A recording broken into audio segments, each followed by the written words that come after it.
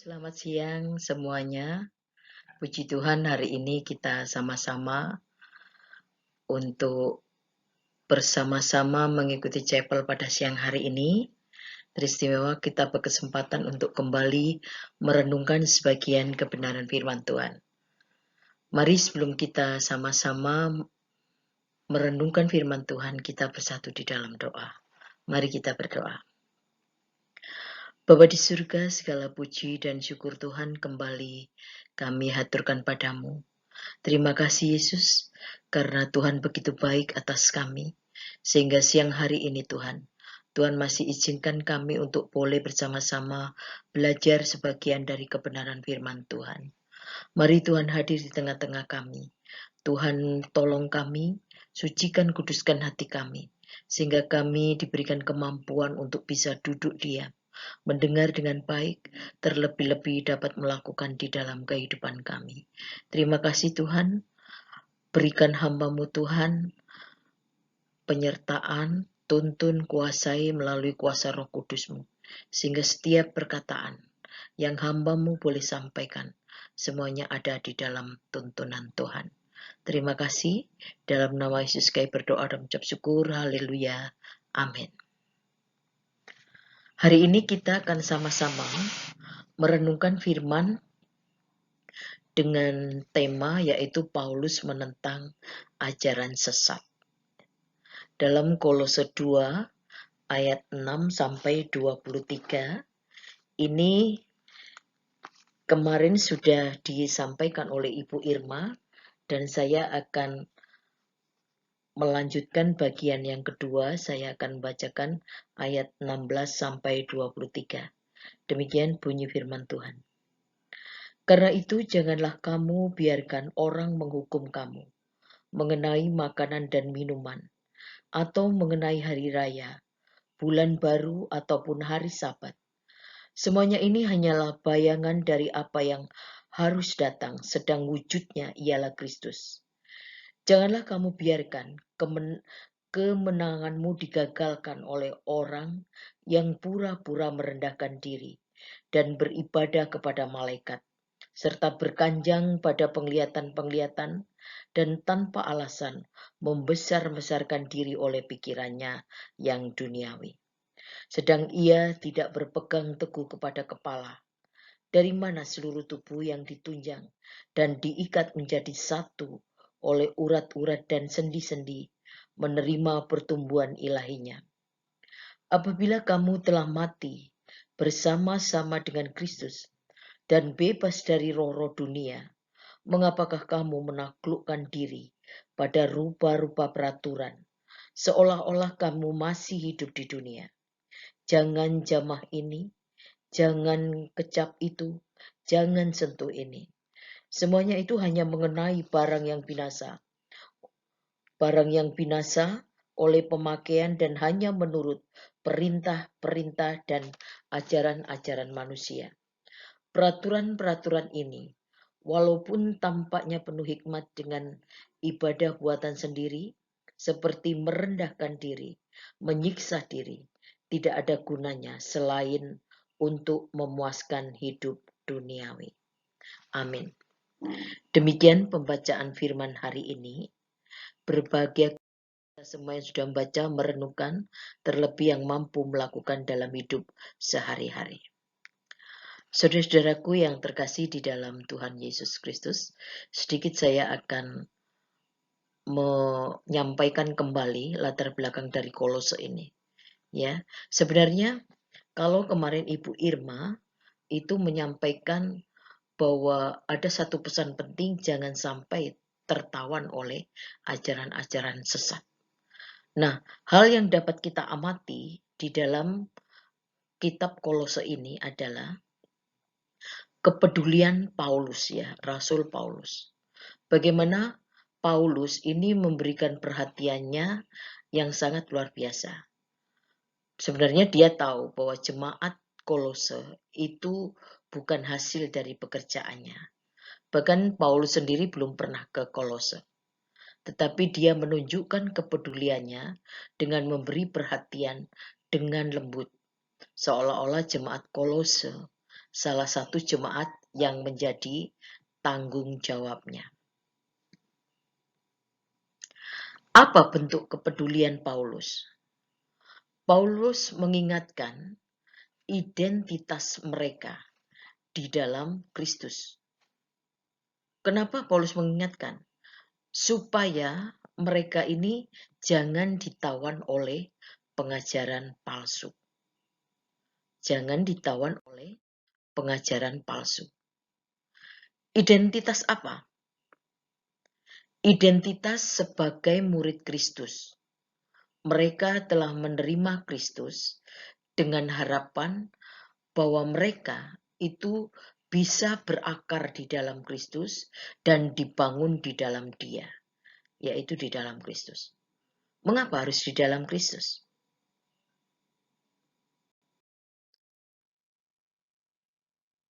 Karena di dalam Kristus berdiam seluruh kepenuhan Allah. Kita telah disunat dan dibaptis, beroleh penghapusan dosa atau beroleh kemenangan.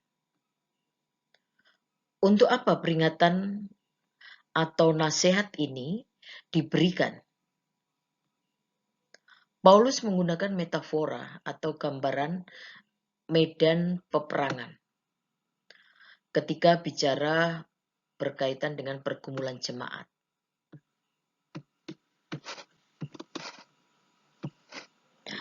Perasa jangan ada yang menawan kamu, menghukum kamu. Jangan membiarkan kemenangan digagalkan. Nah, kegagalan ini merupakan simbol simbol kekalahan di dalam peperangan. Jadi Rasul Paulus mengingatkan mereka supaya jangan kemenangan itu digagalkan kembali oleh hal-hal dunia.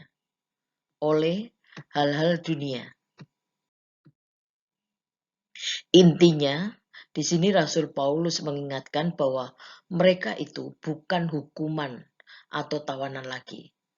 Mereka sudah dibebaskan, dilepaskan, dimerdekakan dari belenggu, dari tawanan. Mereka sudah bebas, sudah menang. Itulah identitas mereka, yaitu orang-orang yang sudah menang di dalam Kristus. Sebenarnya ditawan oleh apa? Ditawan oleh ajaran-ajaran palsu.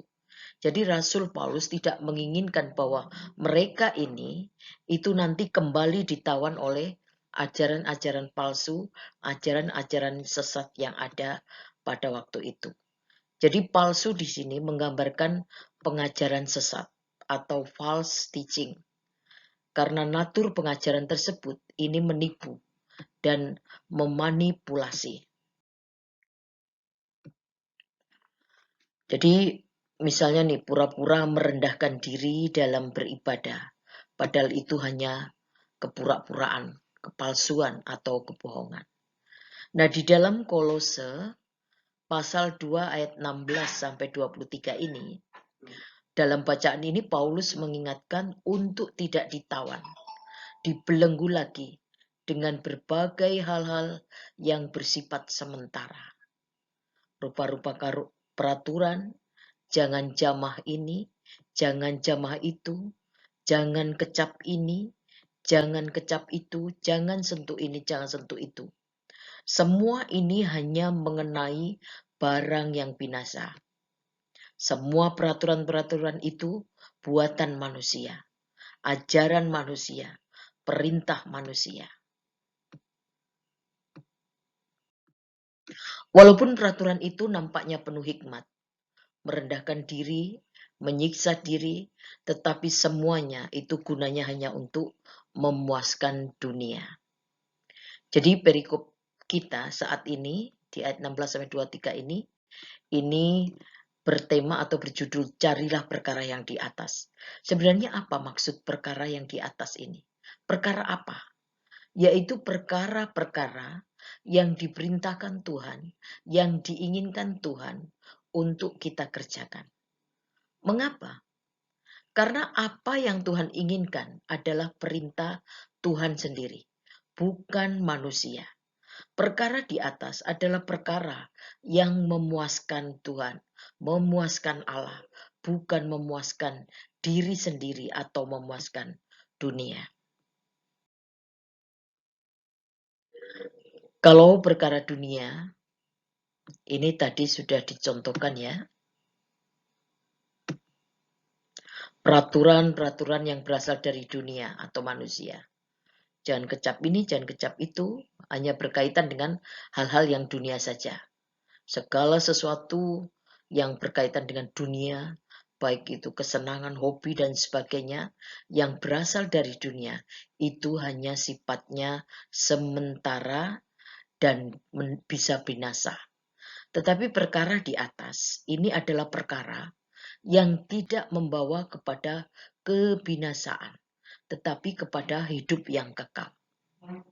Di dalam bacaan kita dikatakan bahwa apabila kamu telah mati bersama-sama dengan Kristus dan bebas dari roh-roh dunia, mengapakah kamu menaklukkan dirimu pada rupa-rupa peraturan, seolah-olah kamu masih hidup di dunia?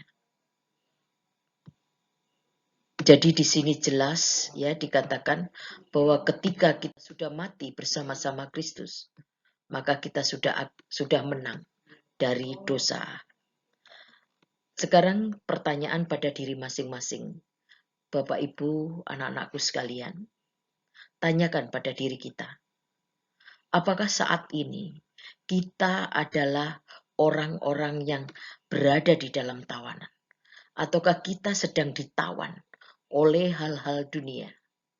Misalnya kesenangan, hobi, apapun yang membuat kita ditawan olehnya. Ingatlah satu hal yang penting, bahwa kita adalah orang-orang yang sudah merdeka, orang-orang yang sudah menang di dalam Kristus. Harusnya hidup kita ini tidak lagi hidup di bawah tawanan, tetapi hidup kita ini harusnya mencari kehendak Kristus. Janganlah kita mau ditawan lagi, dibelenggu lagi oleh dunia ini. Ingatlah identitas kita sebagai pemenang. Carilah perkara yang Tuhan mau kerjakan dan lakukan, yang tidak binasa. Karena perkara yang dari atas itu bukan buatan manusia, adalah buatan Tuhan. Bukan memuaskan kehidupan kita, tetapi memuaskan dan menyenangkan hati Allah selama-lamanya. Kiranya firman Tuhan hari ini itu boleh membuka pikiran kita, boleh menguatkan iman kita, dan kita semakin diteguhkan bahwa kita ini adalah pemenang-pemenang. Untuk lebih mendalami lagi, nanti dipersilakan kita semua boleh menggumuli lagi melalui sharing-sharing di dalam KTP kita masing-masing.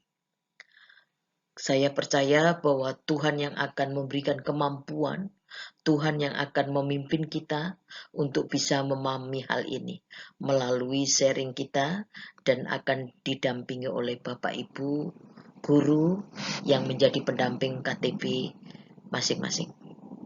Demikian firman yang bisa saya sampaikan. Tuhan Yesus memberkati kita semua. Mari kita bersatu di dalam doa. Bapa di surga, terima kasih untuk firman-Mu hari ini. Sungguh Tuhan, hamba-Mu ini terbatas di dalam menjelaskan. Tetapi hamba-Mu percaya, melalui kuasa Roh-Mu lah yang akan bekerja di setiap hati kami. Di hati Bapak Ibu Guru, di hati anak-anak kami, di hati kami semua.